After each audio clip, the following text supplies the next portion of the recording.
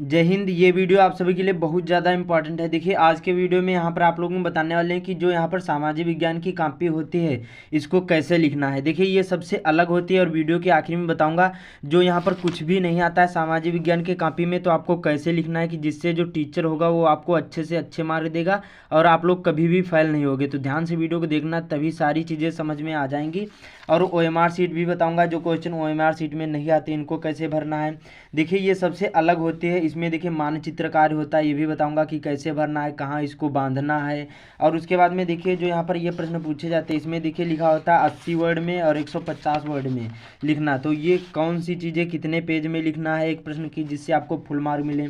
तो सारी चीज़ें बताऊंगा, वीडियो को अच्छे से वॉच करना। तो चलिए शुरू करते हैं। ध्यान से वीडियो को देख और इस वीडियो को अपने दोस्तों के साथ ज़रूर ही शेयर कर देना, कम से कम 5 फ्रेंड के साथ शेयर करना, इससे उनका भी फ़ायदा हो सके। तो चलिए शुरू करते हैं। देखिए सबसे पहले यहाँ पर आपको बताऊंगा OMR सीट में, उसके बाद में बताऊंगा इसको कैसे भरना है, फिर कॉपी में बताऊंगा कैसे लिखना, जो क्वेश्चन नहीं आ रहे हैं उनको कैसे लिखना है कि जिससे आपको अच्छे से अच्छे मार्क मिलें। तो चलिए यहाँ पर देखिए सबसे पहले इस प्रकार से आपके बोर्ड एग्जाम में पेपर आएगा। यहाँ पर अपना अनुक्रमांक डाल देना, जो भी हो नाम डाल देना। फिर यहाँ पर देखिए कोड कितना इतना है 822 EFD है, 2024 सामाजिक विज्ञान का पेपर है, 70 नंबर का पूर्णांक होगा और ये जरूर पढ़ लेना। इसमें देखिए क्या होता है, वर्णनात्मक प्रश्न 1 होगा, वर्णनात्मक प्रश्न 2 होंगे, ठीक है। और उसके बाद में प्रश्न संख्या 29 का खा 2 पूछे जाएंगे, ये मानचित्र संबंधी होंगे। और मानचित्र जो आपको मिलेगा उसको कैसे भरना ये भी बताऊंगा। तो खंड आज से शुरू करते हैं। बहुविकल्पी क्वेश्चन पहला हमारा जैसे क्वेश्चन दिया कि राष्ट्रवाद का प्रारंभ किस देश से हुआ। तो ये क्वेश्चन का आंसर मालूम है तो आपको क्या करना, ए जैसे है। देखिए हमारे पास OMR सीट ये तो दूसरी है, लेकिन जो आपके बोर्ड एग्जाम में मिलेगी सेम ऐसी ही होगी। तो आपको क्या करना है, देखिए जैसे हमारा पहला राइट आंसर है तो जैसे इसमें तो पहले से ही लगे, कोई बात नहीं, मैं आप लोगों एग्जाम्पल के लिए बता रहा हूँ। जैसे ऑप्शन में आपके होते A, B, C और D होते हैं।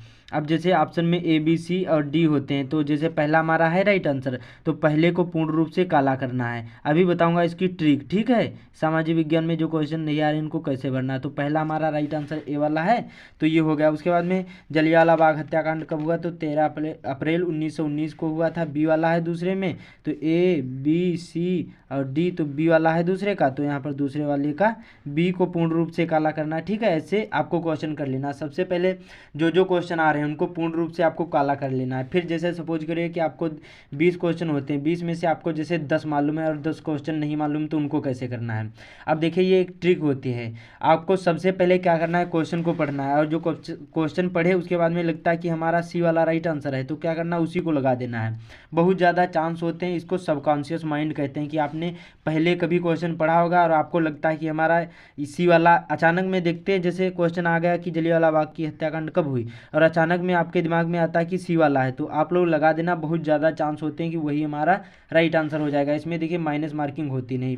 और जो ऑप्शन में लिखा हो, जैसे हो कि A, B, C, D और आखिरी में D वाले में हो उपयुक्त सभी, तो उसको जरूर लगा देना। सबसे ज़्यादा कम से कम यहाँ पर 99% चांस होते हैं कि वही हमारा D वाला होगा जिसमें लिखा हो उपयुक्त सभी, ठीक है। उसके बाद में अब जैसे क्वेश्चन 3, 4 इस प्रकार से कर लिए। अब आपके क्वेश्चन बच्चे 7। अब 7 में क्या करना है, देखिए एक यहाँ पर रिसर्च करी गई, उसमें पाया गया सबसे ज़्यादा जो A होता है और B होता है सबसे ज़्यादा यही होते हैं। 66% चांस होते हैं कि A और B में से एक ही कोई राइट आंसर होगा। तो आपको क्या करना, सातों क्वेश्चन B या करते जाना है, सभी क्वेश्चन बच्चे, या फिर C करते जाना है, ठीक है। इसी प्रकार से आपको हल करना है OMR सीट में। 20 क्वेश्चन कर लेना, मैंने सारी चीज़ें बता दी हैं। और यहाँ पर पूछा जाएगा पहला अक्षर दूसरा अक्षर, पहला अक्षर जो यहाँ पर ये लिखा है ये D वाला, दूसरा अक्षर यहाँ पर सिग्नेचर अपने यहाँ पर कर लेना, ठीक है। अब चलते हैं यहाँ पर, देखिए जो यहाँ पर कॉपी होगी इसमें कैसे क्या करना है। सबसे पहले पूछा जाएगा परीक्षार्थी का अनुक्रमांक अंकों में। अब अंकों में कैसा होता है आपको पता भी होगा। जो यहाँ पर देखिए आप लोग इसी प्रकार से भर लेना, जो भी आपको रोल नंबर हो अंकों में, शब्दों में। फिर हिंदी की जगह पर जैसे यहाँ पर सामाजिक विज्ञान है तो यहाँ पर आप लोग सामाजिक विज्ञान डाल देना, ठीक है, सामाजिक विज्ञान इस प्रकार से डाल देना। फिर केवल प्रश्न पत्र 1 होता है, ठीक है। फिर प्रश्न पत्र अंकित संकेतांक जो यहाँ पर ये लिखे हैं ये यहाँ पर डालना होता है। फिर जो भी जिस दिन पेपर लगाओ वो पेपर, और फिर तारीख, जैसे यहाँ पर 7 तारीख को पेपर है तो 7/3/2024 इस प्रकार से प्रथम पाली में होता है। फिर केंद्र का नाम आपको पता भी होगा, तो मैं इसको ज़्यादा आपका टाइम नहीं नष्ट करूँगा। अब चलते हैं यहाँ पर कॉपी की ओर, की कैसे आपको लिखना है।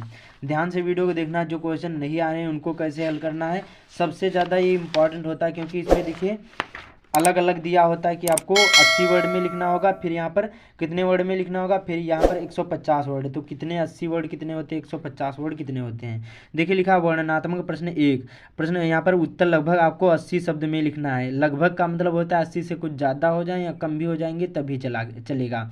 और ये 4-4 नंबर के पूछे जाएंगे। खंड बा है और 80 वर्ड में लिखना। पहला क्वेश्चन दिया गया है, वैश्विक आर्थिक महामंदी के कारणों का उल्लेख कीजिए। अथवा के 2-2 आएंगे।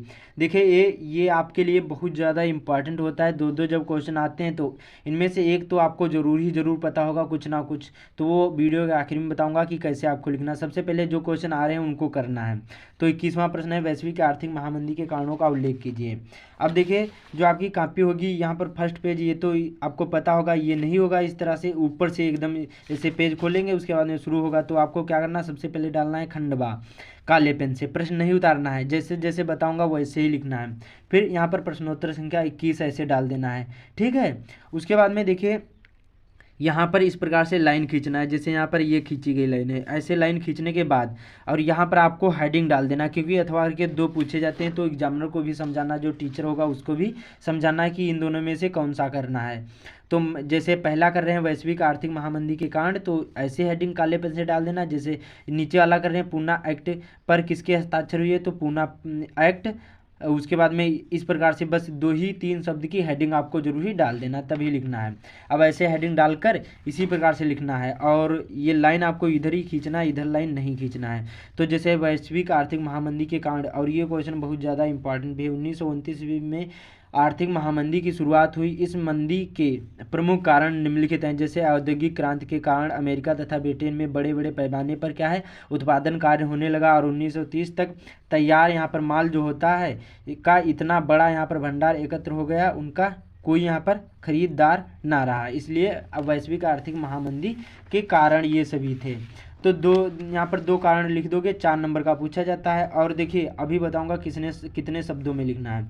दूसरा था कृषि क्षेत्र में अधिक उत्पादन के कारण कृषि उत्पादों की कीमतें गिरने लगी, ज़्यादा उत्पादन होने लगा, और जो कृषि की जो यहाँ पर धान या गेहूँ कोई भी चीज़ होती है कृषि में, उसकी कीमतें गिरने लगी। इससे क्या, किसानों ने अपनी आय बढ़ाने के लिए अधिक उत्पादन करना शुरू कर दिया, किंतु इससे कीमतों पर गिरने लगी और खरीदारों के अभाव की कृषि उपज पड़ी सड़ने लगी। इससे क्या होगा, आर्थिक महामंदी हो गया।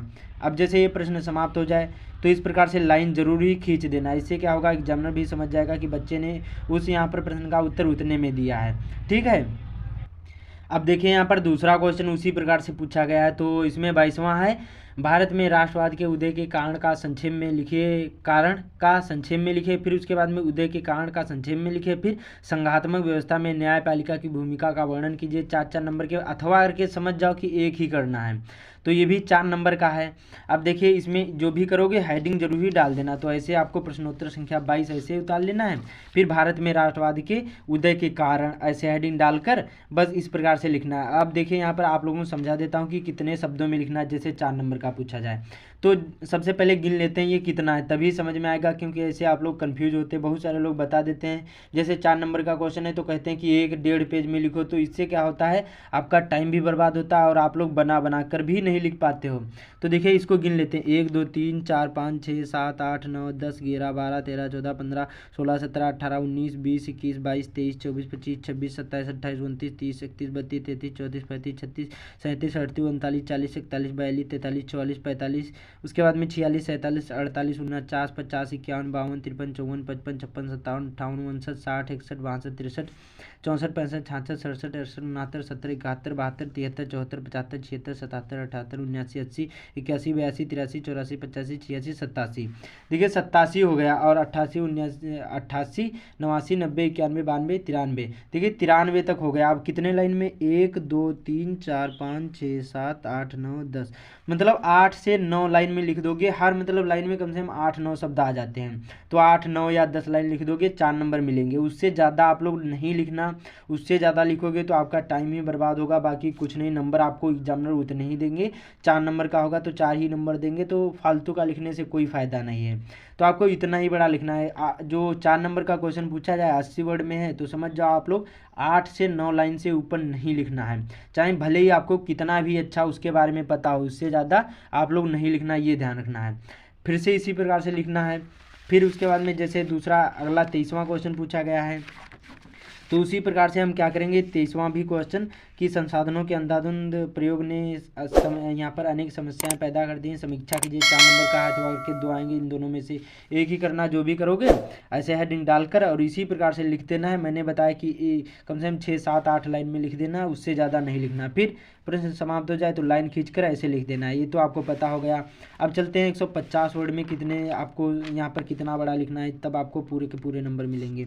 तो देखिए जो हमारा क्वेश्चन पूछा जाएगा 25वें से स्टार्ट होगा। कितने? 25वें से स्टार्ट होगा।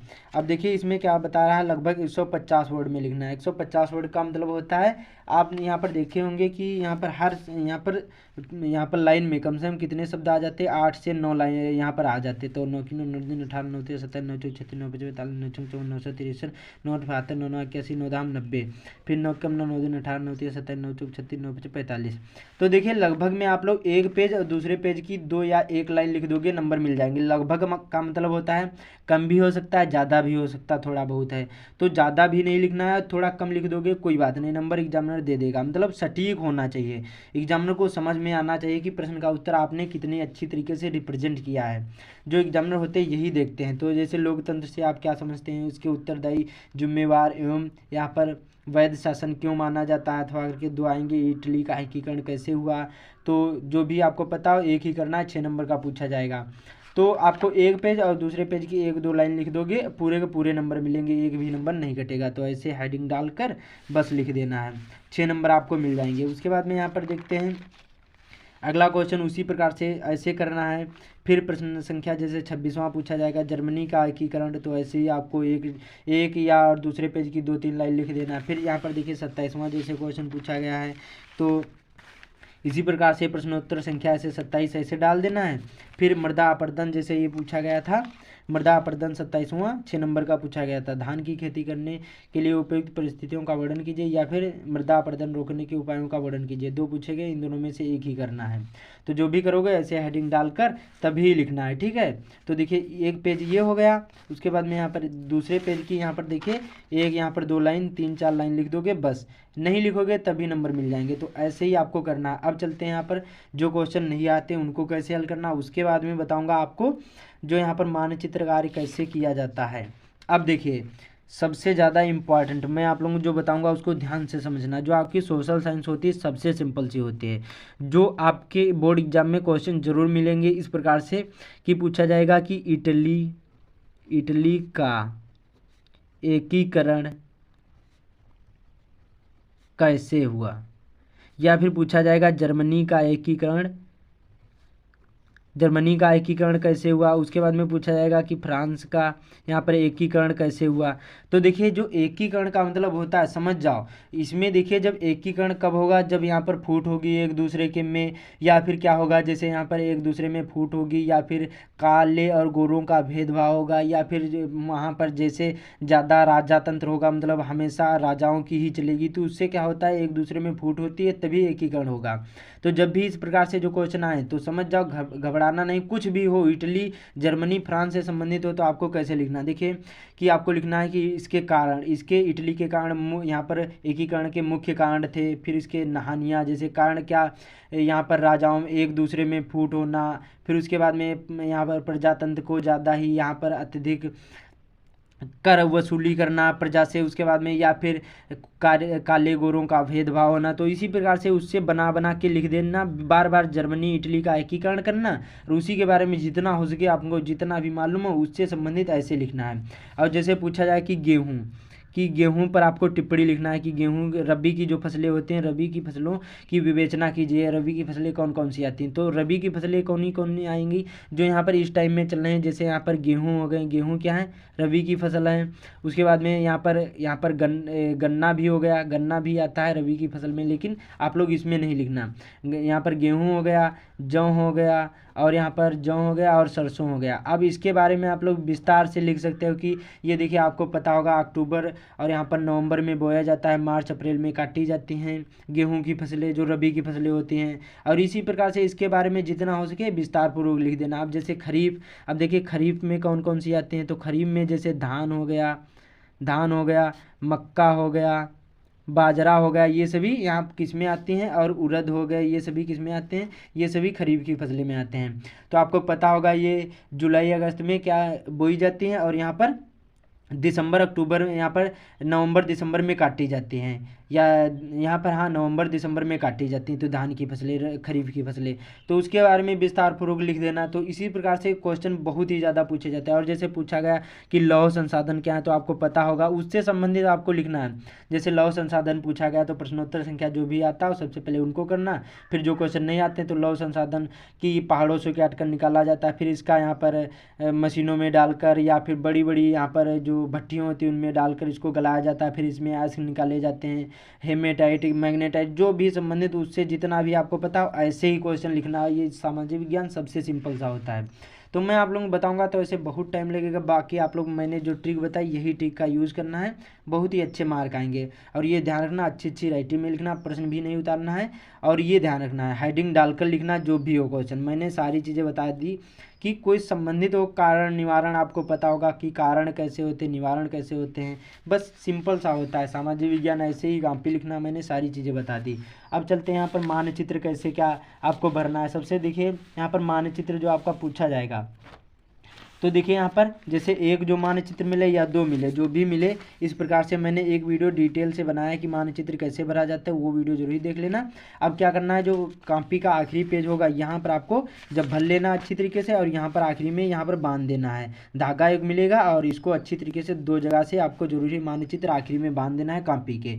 और आप लोग इसी प्रकार से लिखना है। मैंने सारी चीज़ें बता दी, बाकी डिटेल से वीडियो चाहिए तो लिंक डिस्क्रिप्शन में मिल जाएगा इसका मानचित्र का, वो वीडियो जरूर ही देख लेना। बाकी इस वीडियो को ज़्यादा से ज़्यादा शेयर कर देना। चैनल पर पहली बार आए चैनल को सब्सक्राइब भी कर लेना। तो मिलते हैं अगले वीडियो में।